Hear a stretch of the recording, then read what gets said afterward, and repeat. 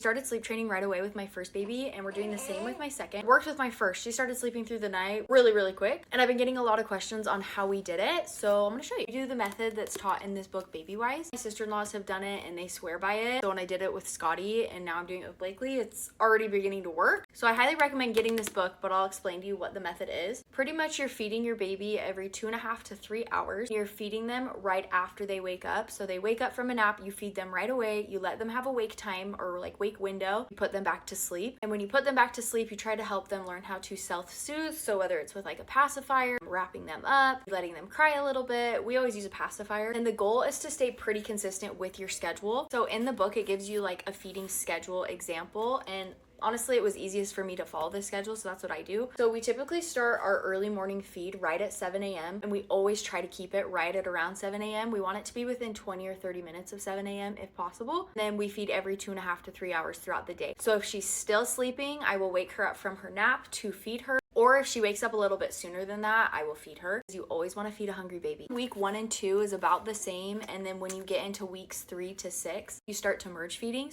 We haven't gotten to that stage yet because she's still a week old. I will try to let her go for a longer stretch in the middle of the night. I won't let her go longer than 4 hours without feeding. If she wakes up before that, I feed her. But if she's still sleeping, I let her sleep for the full 4 hours and then I wake her up at 4 hours. When you stay pretty consistent for a schedule, at least this is what's happened in our case, it helps your baby's schedule just realize the difference between night and day. This book teaches that you need to try to get a full feeding every single time you feed. If your baby starts to fall asleep while they're feeding, try to keep them awake. So that's what I'll do if she starts to kind of fall asleep. Maybe I'll like tickle her back a little bit just to make sure she stays awake so she gets full. If she's not full, she's gonna wake up an hour later and be hungry again, and then it causes a cluster feed. I am by no means a doctor. This is not like medical advice or anything like that, but it worked with my first and it's working with my second, and we're probably going to continue to do it with the rest of our kids. I could probably go on and on about the book, but honestly, if you just buy the book yourself, it has so much good information in there. It's so good. I love this book. I highly recommend it. And I know sleep training can be a little controversial. Everybody has their own opinions on it. That's totally fine if you don't want to do sleep training or you don't support it. It's just what's worked for us. Hopefully that helps answer any of your questions about sleep training. If not, let me know and I will try to answer those for you. I love you guys and I hope you have the best day ever.